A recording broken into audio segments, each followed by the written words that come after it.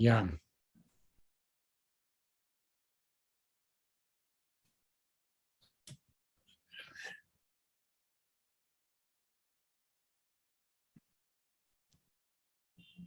Ya.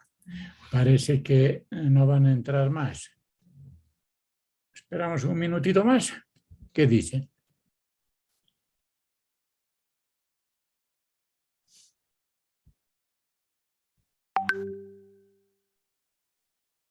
Sí, está bien, doctor. Un minuto. Ya. Aquí entró uno más. Son 36, 35.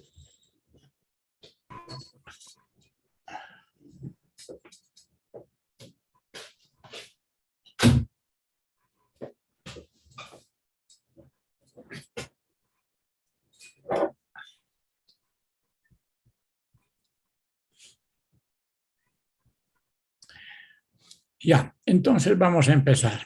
Vamos a hablar de un tema que es importante especialmente en nuestros medios, que este tema corresponde a las infecciones cervicofaciales. Hay un error ahí, faciales, dice, pero infecciones cervicofaciales. Quiere decir todos los procesos infecciosos bacterianos, nos estamos refiriendo a las enfermedades bacterianas, no a las enfermedades virales. Entonces, las enfermedades bacterianas que se originan en el segmento facial y también en el segmento cervical. Como les decía, es un tema importante porque es relativamente frecuente, yo diría mucho más frecuente de lo que esperaríamos tener, porque estos cuadros pueden ser muy agudos, muy severos e incluso tienen riesgo de muerte con los pacientes. Hay una alta mortalidad cuando los cuadros son muy agudos o muy extensos, ¿no? Hay que considerar que esta patología es muy frecuente porque la mayor parte de las infecciones cervicofaciales provienen del órgano dentario, o sea, son odontogénicas. Hay unas cuantas por otras causas, pero la mayoría son odontogénicas. Y como les decía, uno no espera que haya tantas infecciones, pero el problema es fundamentalmente es la falta de aseo oral, la falta de cuidarse los dientes que provoca que estas infecciones puedan ser muy severas. Entonces, como les decía, vamos a hablar como tema base las infecciones originadas en el órgano dentario, pero extensivamente también se pueden producir infecciones muy severas por otras causas que las vamos a nombrar después. Pero como la causa más importante es el diente, o sea, el órgano dentario, tenemos que ver de dónde proviene la infección.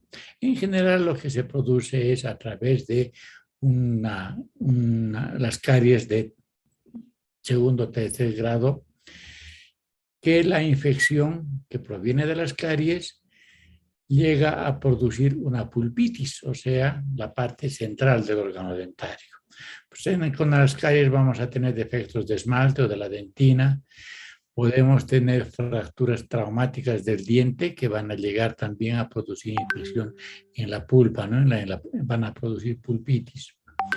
Puede ser resultado de procedimientos dentales o pericoronaritis, es decir, cuando uno asiste al odontólogo y el odontólogo no tiene su equipo suficientemente estéril, puede llegar a producir una infección. Y no necesariamente porque puede ocurrir también que aunque el odontólogo tenga todos sus instrumentos estériles y bien tratados, al hacer procedimientos dentales se puede exacerbar la flora que se aloja entre el alveolo y la encía y eso puede desencadenar una infección cervicofacial. La pericoronaritis se refiere a las infecciones que están alrededor de la corona dentaria. ¿Se acuerdan que el diente tiene la corona, que es la parte sobresaliente, la que se ve dentro de la boca, el cuello y la raíz, que está sumergida en el alveolo dentario? Por otra parte, se pueden también producir bolsas periodontales o abscesos periapicales, o sea, alrededor de la raíz del diente, ¿no? Son muchísimas las causas entonces, pero más o menos es así como se origina una infección que empieza en el diente y se va a propagar al resto de la cara o al resto del cuello. Propagación de la infección, entonces, se va a producir primero un proceso periapical o del alveolo. El alveolo es la cavidad ósea donde está alojado el diente. Y alrededor del ápice, o sea, de la raíz o alrededor de la corona, se va a producir primero un absceso periapical o de alveolo, y de ahí va a pasar a ser un absceso subperióstico, o sea, la parte que está por dentro del periósteo que se cubre el alveolo. De ahí pasa a ser un absceso submucoso, o sea, el espacio que hay en la mucosa que cubre la gingiva o el resto de la mucosa oral.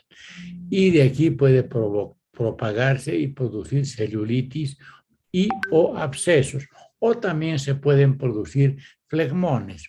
La diferencia entre celulitis, flegmón y absceso es que la celulitis es una infección de todo el tejido celular subcutáneo. El absceso es una colección de pus que está bien circunscrita con una cápsula fibrosa. En cambio, el flegmón es el proceso infeccioso donde se produce líquido purulento que está diseminado a través de todos los tejidos, o sea, a través de todo el tejido celular y a través de las fascias o de los músculos. Ese es el flegmón, ¿no? O sea, la buena evolución de un proceso infeccioso es que se haga celulitis y después se circunscriba y se haga un absceso. Pero si no llega a producirse un absceso, se produce un flegmón que es de más difícil manejo y más difícil tratamiento. Entonces, aquí está la infección periapical. Aquí en la dentina es donde se va a producir la infección por las caries, ¿no? Y aquí está la caries que ha producido esta lesión en la dentina o puede ser producida por un traumatismo que daña esta dentina, de tal modo que se abre un espacio para que el germen infeccioso atraviese la pulpa y de ahí vaya a hacer procesos periapicales, o sea, alrededor del ápice.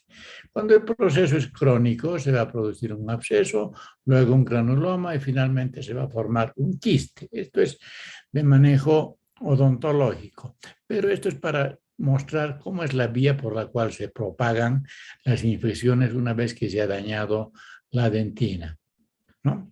Y aquí está un otro esquema donde está la pieza dentaria con su pulpitis, está dentro del alveolo, y de aquí la infección se va a propagar primero al espacio pericoronario, luego al espacio subperióstico, de ahí al espacio submucoso, o sea, porque está por debajo de la mucosa, entre el vestíbulo. El vestíbulo es el fondo de saco que está entre los alveolos dentarios y la mucosa de la mejilla, ¿no? El alveolo superior o inferior puede ser. Entonces, de ahí se produce un absceso submucoso y de ahí se va a propagar a hacer celulitis o flegmón o absceso. Esta es la forma en que se propaga la infección. Entonces, una vez que se propaga la infección, ¿dónde va a ir a parar? ¿Dónde se va a ubicar? Recuerdan que cuando hablamos de anatomía quirúrgica, habíamos hablado de los espacios virtuales de la cara que se pueden volver reales por muchas causas, especialmente cuando se coleccionan ahí líquidos. O sea, en estos espacios es donde se va a acumular el líquido purulento, son los que va a ir ocupando cada uno de estos espacios. ¿Y cuáles son los espacios más importantes? Se pueden distribuir los espacios de la cara en espacios primarios y en espacios secundarios, es decir, a qué espacios va primero la propagación de la infección y luego a qué otros espacios. Los espacios primarios son el espacio canino, que está por encima la raíz del diente canino, que es el que tiene una raíz mucho más grande que el resto de las infecciones, ¿verdad? Espacios primarios, el espacio bucal, que es el que corresponde a toda la mucosa oral, a donde se va a ir a propagar la infección. Y luego están estos otros espacios, el submentoniano, el sublingual y el submaxilar. Los sublinguales son dos, uno a cada lado, el submaxilar también es otro espacio, uno a cada lado. Habitualmente por ahí es por donde se propaga la infección, es decir, a estos espacios es a donde se va a acumular, especialmente cuando la infección está producida por una pieza dentaria inferior. Las piezas dentarias que producen mayor causa de infecciones son los molares y premolares inferiores. Estos son los que producen estos abscesos y por ahí se va a propagar estos otros espacios que hemos mencionado. Y de ahí se pueden propagar a los otros espacios como son el maseterino, el pterigomandibular, o sea, el maseterino que está entre el músculo masetero, que puede ser maseterino interno, entre el masetero y la rama ascendente de la mandíbula, o masetero externo, entre el músculo masetero y la piel. El pterigomandibular, que es la parte posterior donde está la apófisis pterigoides y ahí entre el espacio que hay entre el maxilar y la apófisis pterigoides del esfenoides, ese es un espacio importante. Hacia arriba puede ser el espacio temporal superficial o el espacio temporal profundo, es decir, por encima del arco cigomático. Si la infección está producida por una pieza dentaria superior, va a asistir a estos espacios. Luego se puede propagar hacia los espacios faringeos laterales, retrofaringeo y este que es el más peligroso, el prevertebral, porque recuerden que tenemos muchas aponeurosis, pero por delante de los cuerpos vertebrales hay todo un espacio por detrás de la aponeurosis donde no tiene límites. Entonces, si la infección se propaga a este espacio prevertebral, puede descender hasta el abdomen y hasta la pelvis y provocar infecciones muy graves. Entonces, espacios caninos, espacios bucales, submentoniano, sublingual y submaxilar. Espacios secundarios, maseterino, pterigomandibular, temporal superficial, temporal profundo, faringeo lateral, retrofaringeo y prevertebral. Los espacios a donde se va a ir a propagar en los espacios de la cara. De ahí va a propagarse la infección hacia los espacios cervicales, que también son los espacios cervicales superficiales y los espacios superficiales profundos. Vamos a ver después esa parte. Aquí está un esquema de a dónde puede difundirse una infección, dependiendo de si la infección está provocada por una pieza dentaria superior o inferior. Este es un esquema de un corte coronal. Aquí está el seno maxilar, este es el cornete, esta es la fosa nasal, esta es la cavidad oral, esta es la lengua. Aquí están las piezas dentarias y entonces la infección puede distribuirse hacia el vestíbulo, si es, digamos, una infección superior, hacia el seno maxilar, hacia el vestíbulo o hacia el paladar. Si es una infección de pieza dentaria inferior, se puede dirigir hacia el vestíbulo, hacia el espacio entre el alvéolo y la lengua, o de ahí se dirige a los espacios inferiores, al espacio sublingual, submentoniano, submaxilar. Este músculo que está esquematizado aquí es un músculo importantísimo, es el músculo miloioideo, es el que forma el piso de la boca. Este músculo nos va a dividir los procesos entre los que atraviesan el miloioideo y se propagan hacia los espacios cervicales, entre ellos el submaxilar, o que la infección queda por encima en los espacios sublinguales. Hay un cuadro que se llama angina de Ludwig, que es la más grave de las enfermedades infecciosas, de las que vamos a hablar con un poco más de profundidad. En la angina de Ludwig, la infección se produce en estos espacios, en los espacios sublinguales. Entonces, abscesos orales, como habíamos visto, los espacios orales, ¿no? ¿Qué espacios orales vamos a tener? O sea, en la cavidad oral, ¿qué espacios tenemos? Y hemos hablado del espacio vestibular, que es el fondo del saco que hay entre el alvéolo dentario y la mucosa oral, la región geniana. En la encía. El espacio palatino hemos visto que está hacia el hueso del palatar, abscesos del espacio canino, submentoniano, sublingual, submandibular, y aquí hemos escrito yo con mayúsculas la angina de Ludwig, que como les digo es la más peligrosa de las infecciones, con una muy alta mortalidad de hasta el 80%, pero de la que vamos a hablar un poco más detenidamente después. Aquí están otra vez esquematizados los espacios en un corte coronal. Aquí está el espacio palatino. Aquí está el espacio temporal superficial. Los espacios sublinguales submaxilares, submentonianos, maseterinos superficial, maseterino profundo.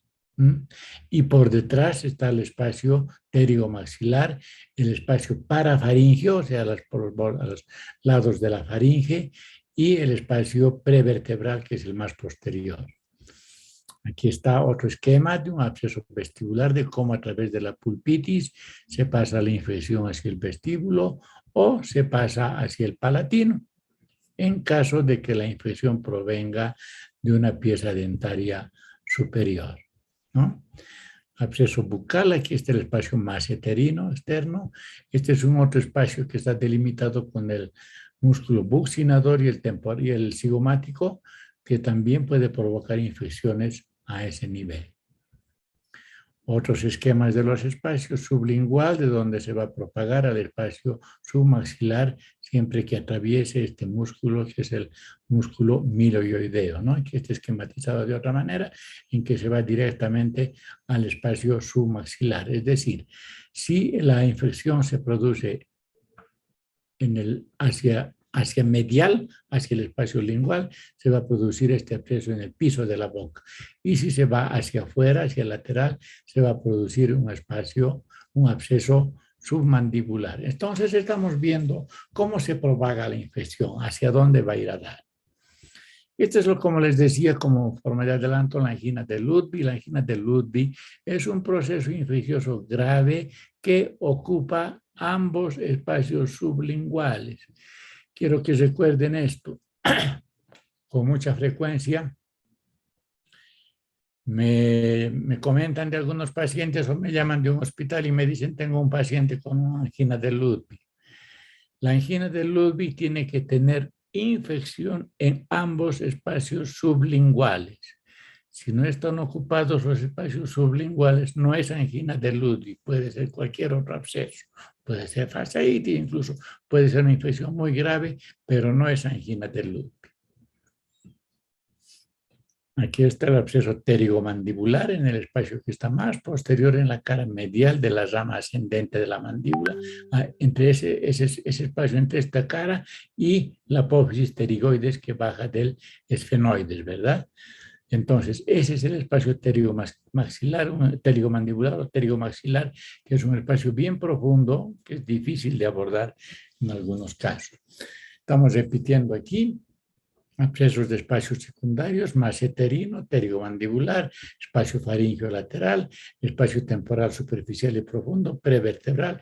Y aquí están los espacios cervicales, es decir, si la infección que proviene de una pieza dentaria superior o especialmente inferior se propaga a los espacios que hemos nombrado, pero ahí no se contiene, sigue avanzando la infección, va a descender y va a ocupar los espacios cervicales. Los espacios cervicales los hemos revisado cuando hablamos de la anatomía quirúrgica. Recordamos que el sistema musculoaponeurótico del cuello tiene 3 capas, ¿no? Superficial, media. La capa media tiene una capa superficial y otra profunda, y el sistema musculoaponeurótico posterior, que es el prevertebral. Entonces, en cualquiera de estos espacios puede descender la infección, ya sea a través del músculo externo cleidomastoideo, o sea, superficial al músculo externo cleidomastoideo, o más frecuentemente profundo en relación al externo cleidomastoideo.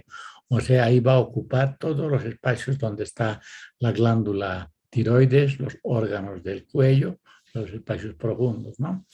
Y de ahí, si la infección se propaga, se va a producir una de las más graves complicaciones de una infección cervicofacial, como es la mediastinitis. O sea, la infección se pasa al espacio que hay entre ambos pulmones, que ese es el mediastino, ¿verdad? ¿Se acuerdan que hay mediastino anterior, posterior, superior, inferior, etcétera?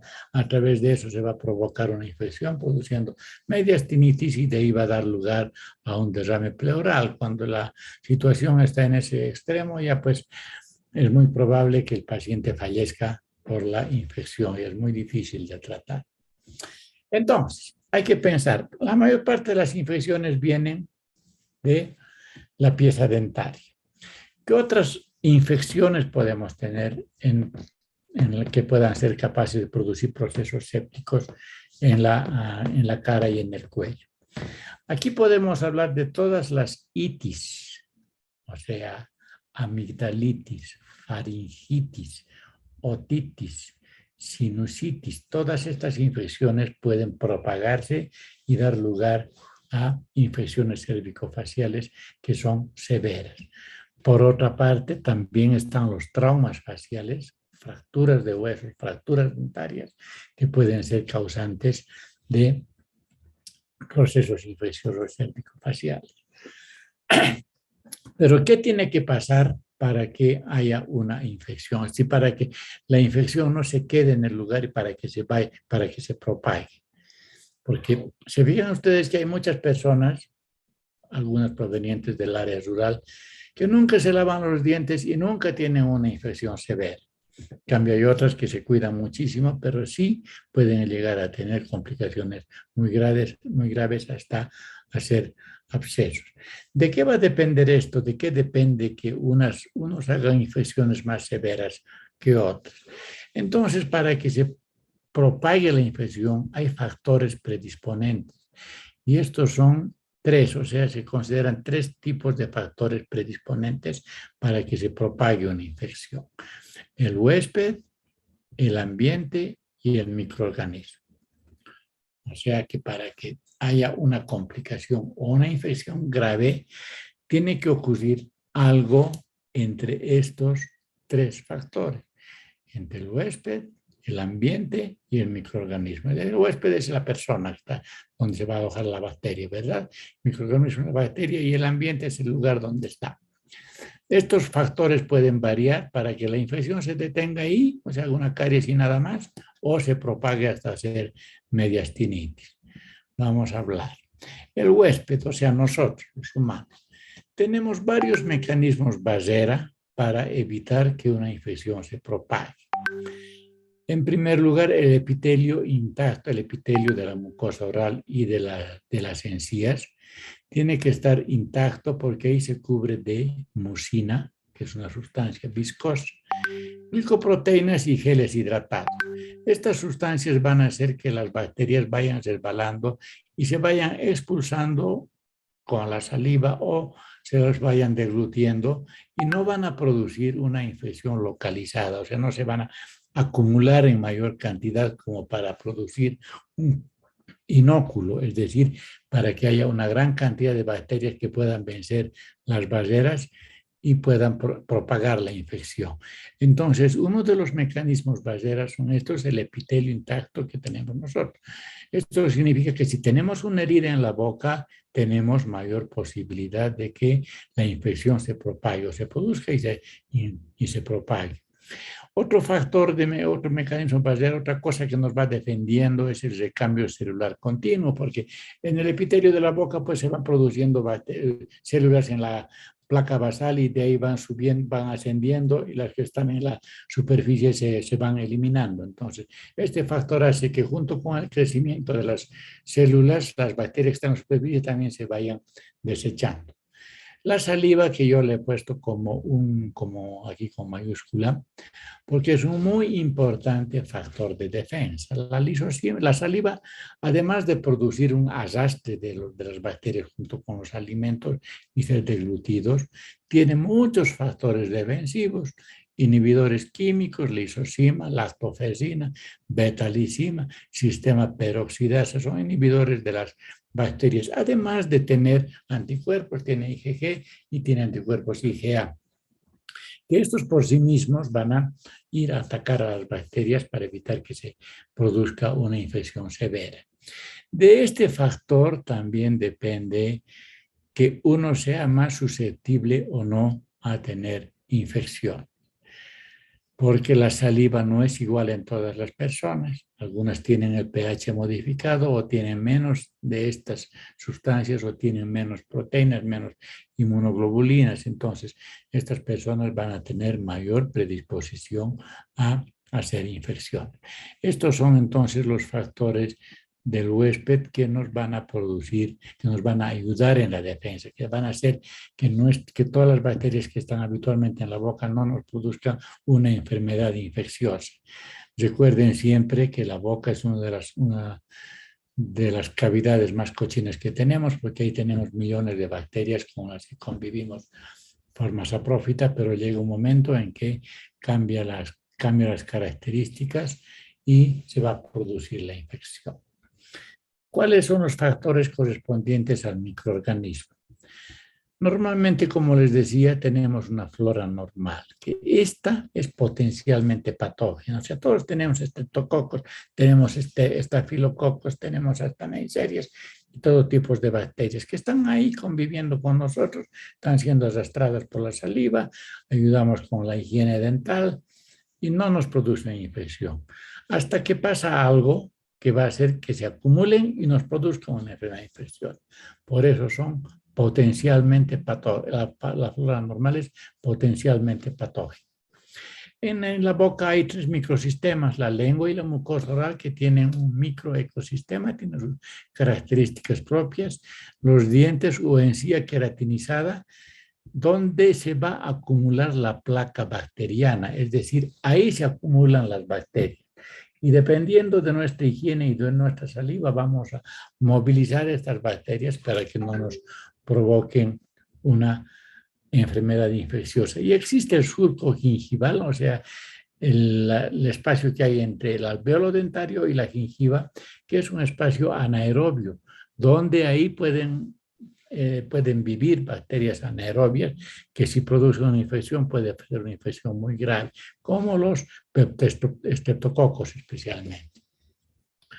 Entonces, el microorganismo tiene sus características, vive en determinadas zonas. Tenemos una flora normal y en algún momento o algún tipo de bacteria tiene también algunas características especiales que le van a dar su patogenicidad o su virulencia, es decir, la capacidad de propagarse y producir infección bacteriana como enfermedad bacteriana. Estos factores de las bacterias son la adhesión, el factor inhibidor de quimiotaxis, o sea, especialmente los estafilococos tienen estos factores que van a inhibir la quimiotaxis, o sea, van a evitar que lleguen los sistemas de defensa al lugar donde se están acumulando las bacterias. Tienen enzimas que degradan la IgA y la IgG. Como les decía, la saliva tiene fundamentalmente anticuerpos de IgG e IgA, entonces algunas bacterias pueden tener enzimas que degradan estas proteínas, lo que hace que nuestro sistema de defensa disminuya.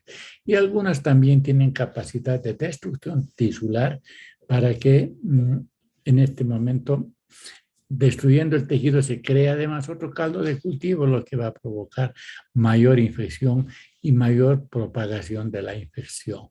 Uy, esta diapositiva está muy mal puesta.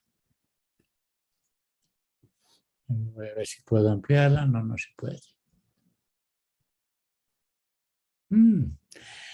Para la siguiente clase voy a mejorar esta diapositiva para que veamos cuáles son los factores y cuáles son las bacterias que provocan infección con mayor frecuencia. Pero de todos modos hay que considerar que existe una regla que no es completamente absoluta ni cierta, pero que es valedera. Se dice que las infecciones que están por encima del diafragma son producidas por gram positivos y las que están por debajo del diafragma son gram negativas. Entonces, las infecciones cervicofaciales en su mayoría están producidas por bacterias gram positivas. Estas bacterias son los estreptococos y los estafilococos, especialmente el estafilococo aureus, o sea, el estafilococo dorado, que es la bacteria que produce infección en la mayor cantidad de las ocasiones. Se pueden asociar bacterias gram negativas como los Corynebacterium, también bacilos gram positivos y gram negativos, pero la mayor parte de las infecciones están producidas por las bacterias gram positivas.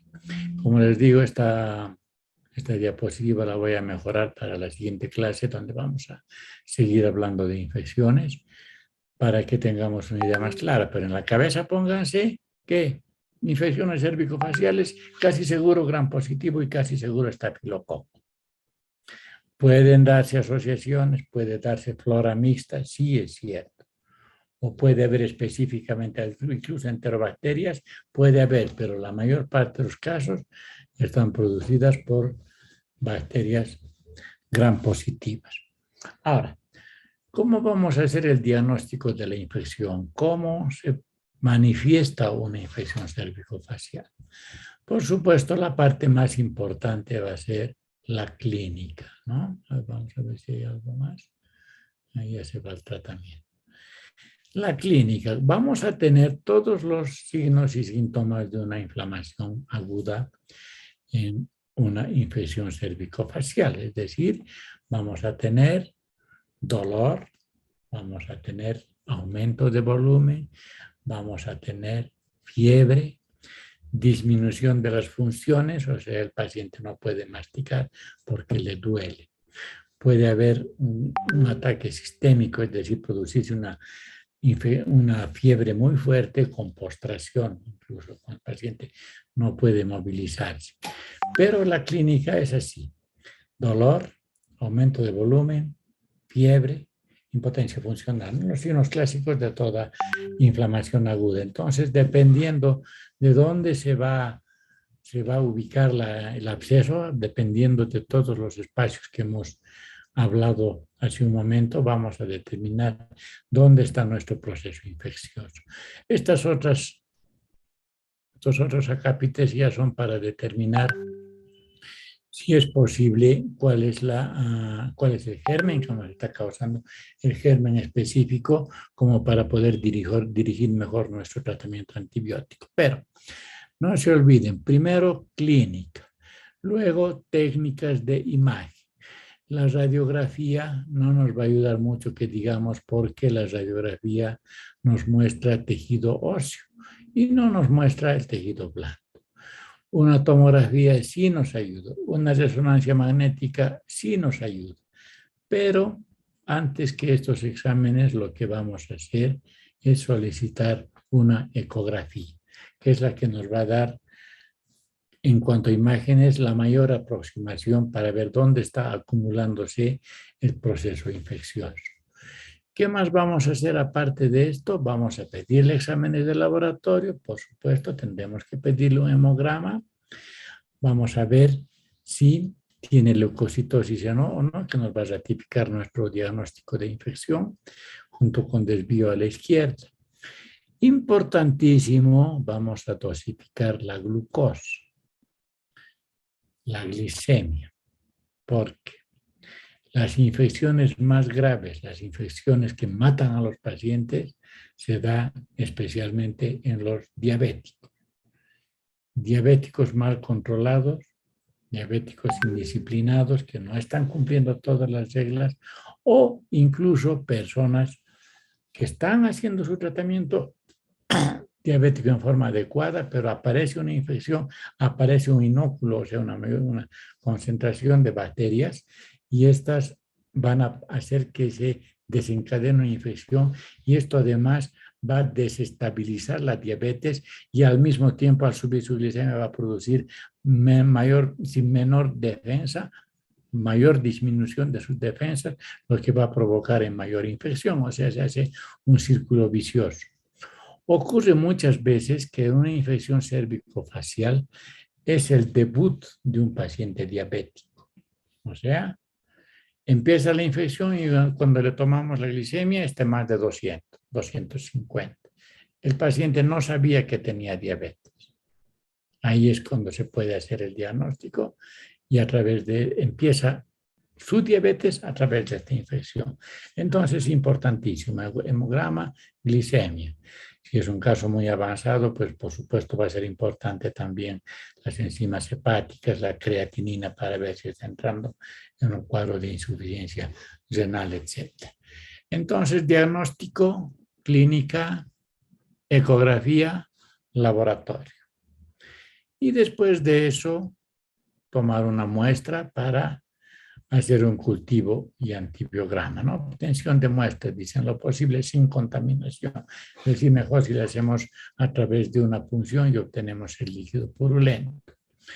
Tiempo máximo entre obtención y siembra 2 horas. Miren, esto lo puse aquí porque en términos generales, hace un tiempo vi un trabajo, un estudio donde nos decía que solo en el 17% de todas las infecciones nos va a ayudar el cultivo y antibiograma. ¿Mm? Hablando de las infecciones en general, no solo de las infecciones cervicofaciales, solo en el 17% van a ser de utilidad. ¿Por qué puede ocurrir? Que no obtengamos una muestra adecuada, que obtengamos solo líquido purulento. Entonces, el líquido purulento no tiene bacterias, tiene detritos celulares y tiene leucocitos muertos. Entonces, no nos va a desarrollar. Puede ocurrir que haya pasado más de 2 horas entre que hemos tomado la muestra y se haya producido la siembra. Es decir, en algunos laboratorios tomamos la muestra, lo mandamos como sábado o viernes, lo guardan hasta el lunes para que el lunes recién cultiven. Esa muestra ya no nos sirve para nada. Y por otra parte, ocurre en muchos casos que hemos tomado la muestra, empezamos nuestro tratamiento médico o quirúrgico y para cuando llega el resultado, que son 48 a 72 horas, entonces ya nuestro paciente ha mejorado con nuestro tratamiento empírico y ya no necesitamos modificar nuestro tratamiento. Por eso se dice que solo en un 17% de los casos realmente nos va a servir el cultivo y antibiograma. De todas maneras, siempre que tenemos una enfermedad infecciosa, tenemos que mostrar una muestra, tenemos que tener una muestra. Puede ser que encontremos una bacteria súper resistente que no responda a nuestro primer tratamiento. Entonces, para eso sí nos va a servir el cultivo y antibiograma. Puede hacerse una tinción de Gram, que este es un procedimiento que no es muy complicado, lo hace cualquier bacteriólogo con una pequeña muestra, le hace una tinción y lo mira y puede tener resultado en unos 10 minutos. Y ahí nos va a mostrar principalmente la diferencia morfológica de las bacterias, ¿no? Nos va a decir si es gram positiva o gram negativa y nos va a decir cuál es la bacteria predominante si tenemos varias muestras ahí. Y esto nos puede dirigir incluso para empezar nuestro tratamiento antibiótico empírico. Uy, Ricardo acaba de llegar, pero ya nos vamos ahí. Estas otras técnicas, como les decía, de tomografía y resonancia magnética, sí nos ayudan, pero son técnicas más costosas, tanto para el paciente como para la institución. Hay que considerar que la infección está asociada, o sea, los procesos infecciosos severos están asociados a la pobreza y a la desnutrición. Entonces, si viene un paciente con una infección grave, va a tener que tener un gasto importante entre los antibióticos, la hospitalización, probables cirugías, etcétera. Entonces, no le vamos a hacer un estudio imaginológico caro, si ya podemos tener una idea clara a través de nuestro examen clínico y máximo una ecografía. Entonces, esto lo haremos en caso de que sean casos muy complicados o que pues esté a nuestro alcance hacer algunos de estos exámenes. Este otro, el leucocitos marcado con indio 111, es un examen más sofisticado, pero ya se dirige a los casos que son crónicos, como las osteomielitis, por ejemplo. Entonces, hasta ahora hemos visto las vías de propagación y hemos visto cuál es el cuadro clínico y cómo vamos a hacer nuestro diagnóstico. En la siguiente clase vamos a hablar del tratamiento, que es médico y quirúrgico, y tengo que mejorar mi diapositiva de la etiología. Entonces, por ahora nos vamos a quedar aquí y el siguiente miércoles vamos a terminar con este tema. Y creo que ya después nos toca parcial, no me acuerdo bien. ¿Está el Jimmy ahí, el su representante?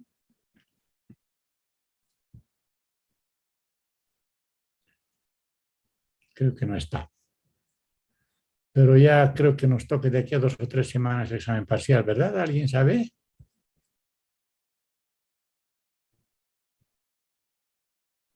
¿No? ¿No saben? Díganme, no sé, para saber que me están escuchando.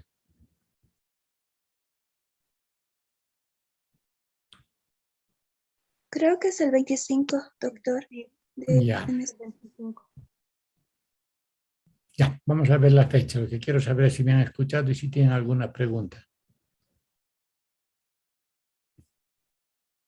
Nos falta traumatismo maxilofacial también, entonces vamos a hablar de ese tema más antes del examen.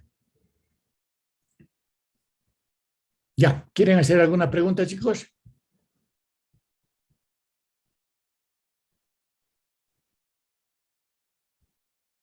Nada, doctor, gracias. Ya. Entonces nos vemos la siguiente semana. El miércoles yo creo que esto ahora está bien a las 19, ¿verdad? Sí, doctor, está bien. Ya, hasta el miércoles, chicos.